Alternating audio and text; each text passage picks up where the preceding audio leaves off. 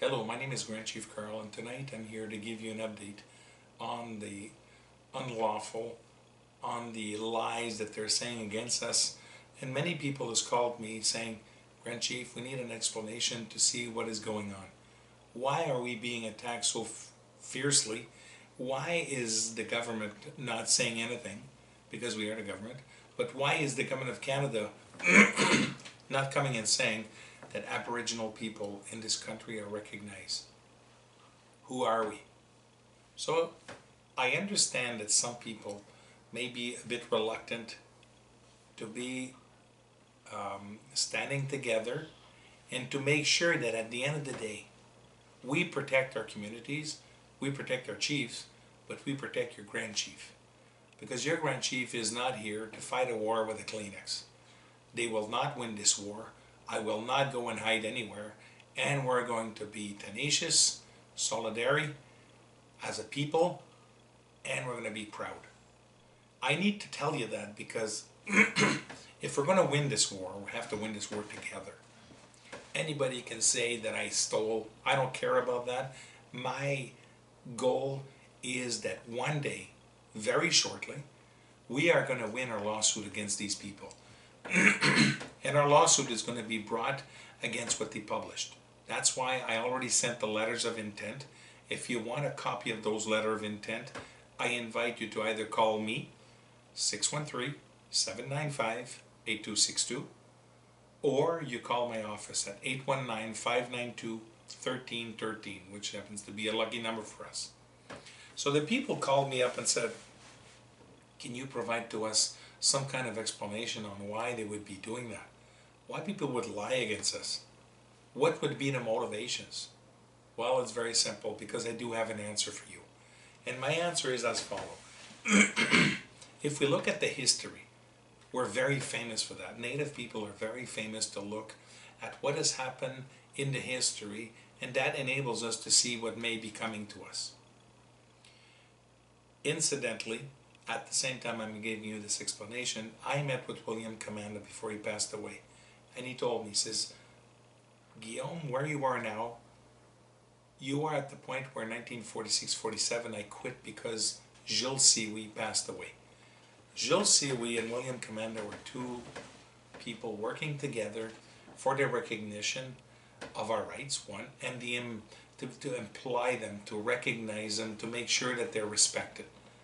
Because we could have all the rights in the world, and we've seen through history now, and I'm coming back to this history, but before, William Commanda says, I can no longer tell you what's going to happen to you in the future because you are at the point where I stopped.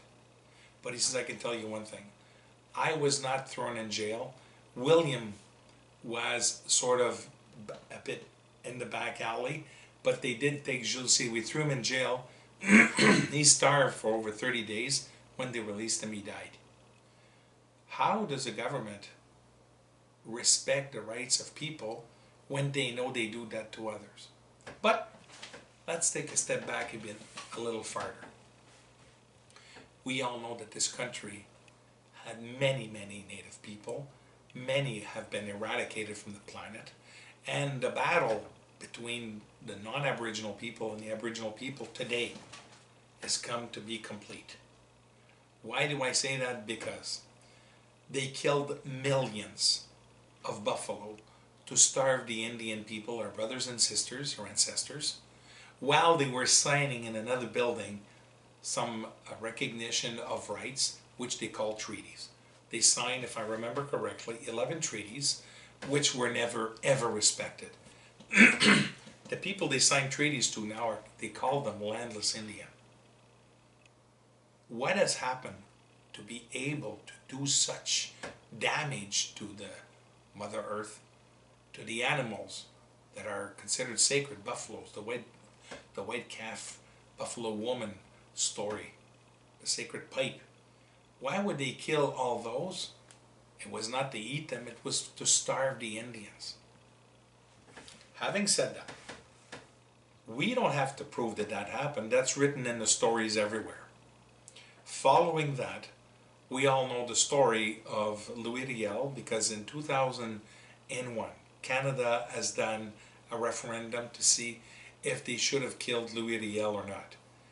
If I remember properly and correctly, 98% of the population said you killed Louis Riel by calling him a traitor. You hung him in another province where he was an elected individual federally in Manitoba. So Louis Riel is elected in Manitoba in the government.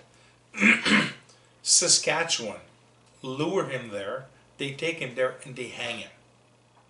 2001, the population of Canada says, you assassinated an individual that was not a traitor.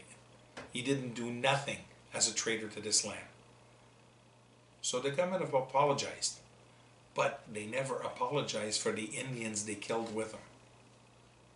Why that is important? Because that shows us that 400 years ago and on, they've mass destruction had been started by the non-Aboriginal people to kill the Indians here. Who were the Indians? That's a story that was told in the last show.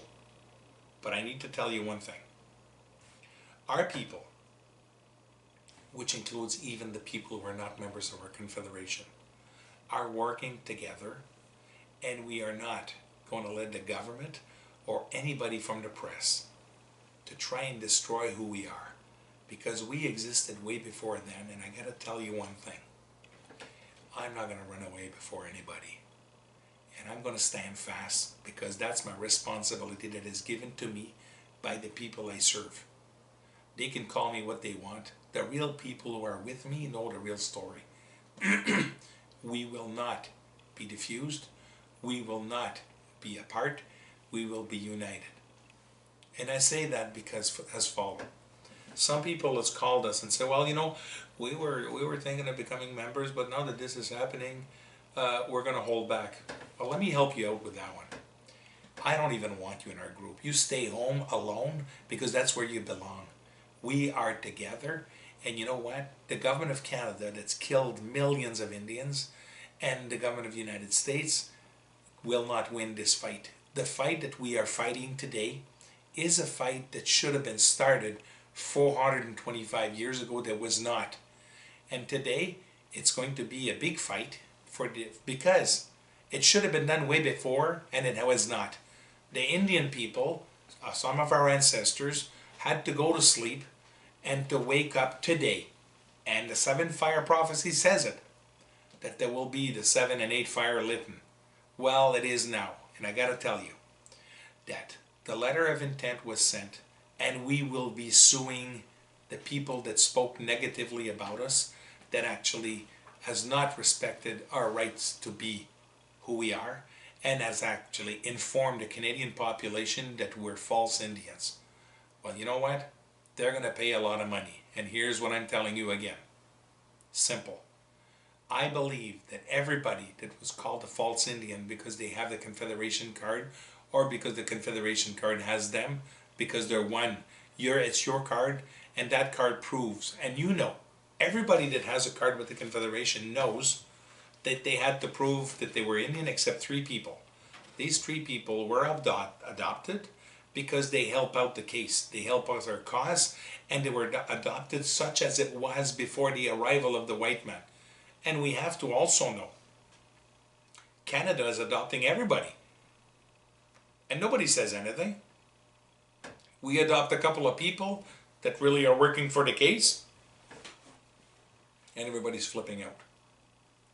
So you wanted me to give you an update on the case? Well, this is it. Today, I delivered a letter of intent by bailiff to Le Journal Le Droit. They were given, all of them, so LaPresse, CBC Radio Canada, the French television, TVA, and Journal Le Droit are given 2 days to respond so that they can rectify the damage they've done. If they don't, we unite together, we go to court, and we sue these people for millions and millions of dollars because they cannot win. And the reason they can't win is because I went to court way back then, a few years ago, and actually I proved that I was Indian. It's already a case that's been heard. So now, everybody that has a card, they didn't just attack me, they attacked all of us, saying we're all false Indians. Well, you know what? We have to teach them that we're not, and that we are not going to stand for that, We are going to be united, tenacious, and we're going to be proud.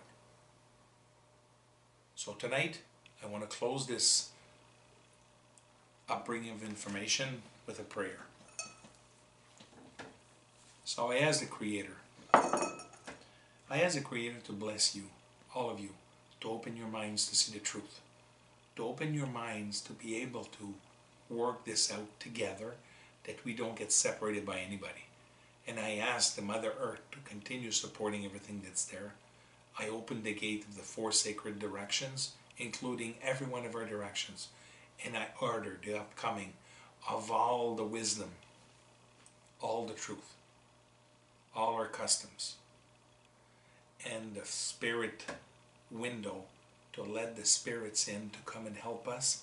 And I order in the name of the Creator that these spirits stay with us, and that anybody that's in need get the support from the spirits.